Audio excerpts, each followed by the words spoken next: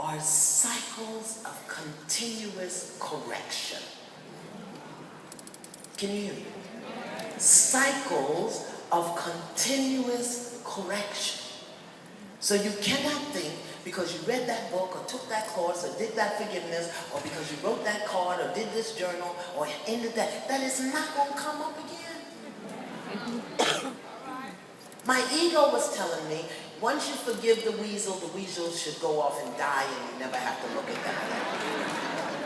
That's what my ego was saying. But no, life is a continuous cycle of correction, and we are called to do the work on ourselves, to correct what we think, what we say, what we feel, what we do, how we do it, when we do it, what we expect in return, a continuous cycle of correction. And that is the work that we do. And here's what I've learned, that it's harder not to do the work. It's harder not to do the work because that's when you struggle with your ego. When you don't question why you do the things you do, the way you do, how you do. When you don't question that, that's when you're struggling with your ego. We've got to do the work. Please forgive me. There's two things that I have to say. And I have to say this because I love you. And I've seen now the inside of people's lives in a way that sometimes break my heart. But I also know it's because we just haven't been paying attention. You know, we're not bad people. We just don't often pay attention to the work that we have to do. So here's what I have to say. Say to my sisters, that's every woman, really, but particularly women of brown and black descent, we are out of order. And we got to get it together quick. We're out of order.